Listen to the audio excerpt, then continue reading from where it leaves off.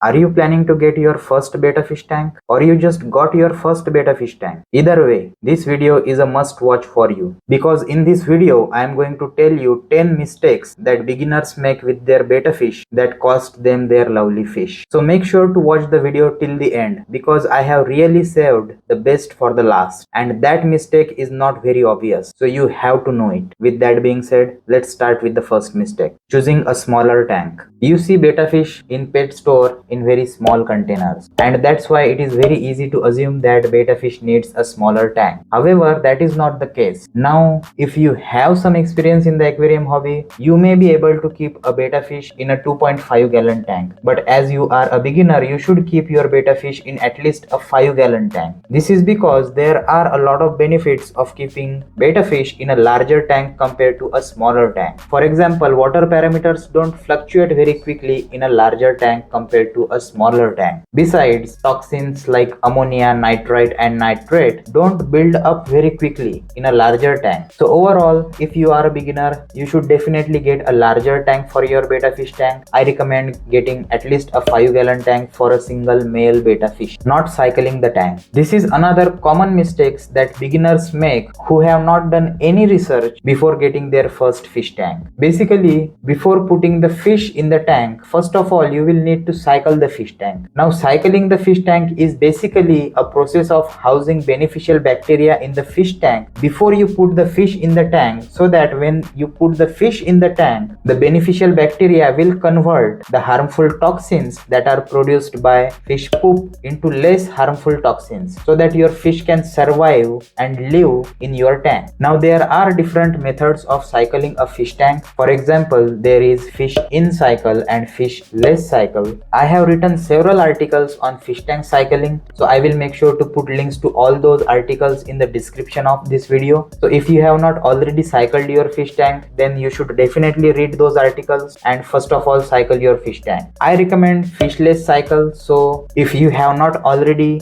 got your betta fish tank, then you should first cycle your fish tank with fishless cycling method, and then you should add your betta fish in the fish tank, not acclimating the fish. When we are getting our first fish tank, we are very excited and we just want to put our first betta fish as soon as in the fish tank. But that's not how you should be doing. Before you put the betta fish in the tank, first of all you will need to acclimate the fish. And acclimating your betta fish tank is very simple process. You just need to keep the carry bag in which you have got the betta fish on the surface of the water of your fish tank for a few minutes. Ideally, you should keep it floating for at least 10 to 15 minutes, and after that you should net out the fish and put it in your fish tank. Remember, you should not put the water from the poly bag into the fish tank, because there is a possibility that that water contains a lot of contaminants and you don't want to introduce those contaminants in your fish tank. Choosing a filter with strong water current. Betta fish have delicate fins, and if your fish tank contains a strong current, then it will make it very difficult for your betta fish to swim in the fish tank. Generally, a strong current is produced due to a filter in a fish tank like internal filter. So you should avoid using internal filter in your betta fish tank, and instead you should use filters such as sponge filter or hang on the back filter, which doesn't produce strong current. I will make sure to put the links to the recommended filters in the description of this video so you can easily check it out. Choosing low quality fish food for your betta fish. Now, this is a very important point you should consider if you want to keep your betta fish happy and healthy and you want your betta fish to live for a long time. There are a lot of benefits of feeding high quality fish food to your betta fish, and in the long run, feeding high quality fish food will actually save you money. This is because when you feed a low quality fish food to your betta fish, it usually doesn't contain all the nutrients that your betta fish needs for its proper growth and development, and which eventually reduces its immunity, which causes diseases to your betta fish, and then you end up spending a lot of money, time, energy and effort and frustration in the process of treating the betta fish disease. That's why it's totally worth it to invest in high quality fish food to feed your betta fish. Overfeeding or underfeeding to your betta fish. For proper growth and development of your betta fish, you will need to make sure that you are feeding enough food to your betta fish. Now, if you are a beginner, then it is very easy to overfeed or underfeed your betta fish, and there is no magic number when it comes to feeding your betta fish. It really depends on the activity level of your betta fish. The only way to figure out how much much fish food you should feed your betta fish is that you should start out with very small quantity. For example, let's say you are feeding pellet food to your betta fish, then you should start out with 4 to 5 pellets, and you should feed 4 to 5 pellets for a week or so, and then after that you should slowly increase the quantity. When you start to notice that your betta fish belly is looking abnormally swollen, then at that point you should cut back on the fish food, and that's how much fish food you should be feeding to your betta fish. Not keeping toxins out of the fish tank. When you keep betta fish in a tank, the fish poops in the tank. This fish poop produces harmful deadly toxins for your betta fish in the tank. So to make sure that your fish is always happy and healthy in the fish tank, you will need to make sure to keep these toxins out of your fish tank. If you have properly cycled your fish tank, then the fish food will get converted into less harmful nitrates, and the only way to keep nitrates out of your fish tank is to do water change. So you should test your aquarium water at least on a weekly basis for nitrates, and if you notice that the nitrates in your fish tank is more than 20 ppm, then you should do a water change of about 30 to 40% of your aquarium water to dilute the nitrate levels in your fish tank. Not maintaining the ideal temperature in your betta fish tank. Betta fish are tropical fish, so they need slightly warmer temperature in their tank. The ideal temperature range for betta fish is between 75 to 80 degree Fahrenheit. So you should always make sure to keep the temperature in your fish tank within this ideal range. If you live in the cold region, then to increase the temperature of the water in your fish tank, you should install an aquarium water heater. Now there are a lot of aquarium water heaters available in the market, but you should choose the one which has inbuilt thermostat, because then the heater will automatically turn on and off and will maintain the temperature within the ideal range. I will make sure to put the link to the recommended aquarium water heater which has built-in thermostat in the description of this video, so you can easily check it out. Not maintaining the pH in your aquarium. You see, when it comes to maintaining water temperature in a fish tank, people generally focus on ammonia, nitrite, nitrate and temperature of the fish tank, which is a great thing, but the pH of the aquarium water is usually overlooked. But maintaining the pH of your aquarium water in the ideal range for betta fish is very important for proper growth and development of your betta fish. The ideal pH range for betta fish is between 6.5 to 8, so you should always try to maintain and make sure that the pH of your aquarium water is between 6.5 to 8. Now to do that, first of all you will need to know what is the pH of your aquarium water is, which you can easily do using an aquarium water test kit like API Master Test Kit. Actually, I have already published a video showing you how to test your aquarium water for pH using API Master Test Kit. So if you don't know how to test your aquarium water, then I will make sure to put the link to that video in the description of this video. So once you tested your aquarium water for pH, if you noticed that the pH of your aquarium water is higher than the ideal range, then in that case, to lower the pH of your aquarium water, you can slowly replace your aquarium water with a RO filtered water. Another natural way to lower the pH of your aquarium water is to add katappa leaves or Indian almond leaves in your fish tank. You can also add natural driftwood in your fish tank to lower the pH of your aquarium water.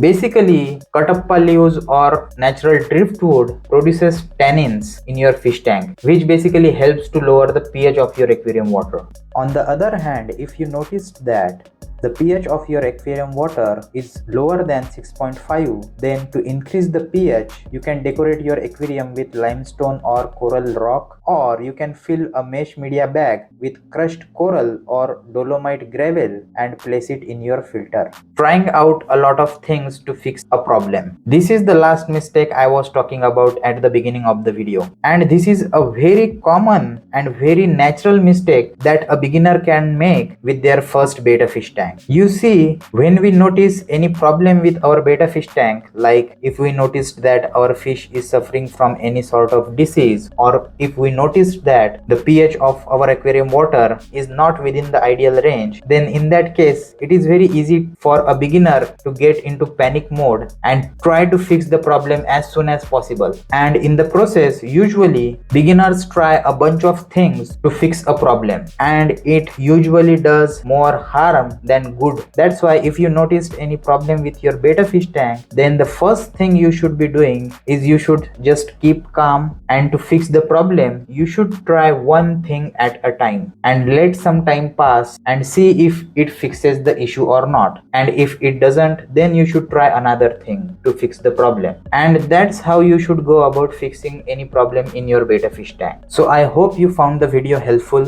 If you do, please hit the like button and subscribe to my channel for more such helpful videos. During this video I have talked about other helpful resources like YouTube videos and recommended products. So I will make sure to put the links to all of them in the description of this video so you can easily check them out. Thanks for watching. Happy fish keeping.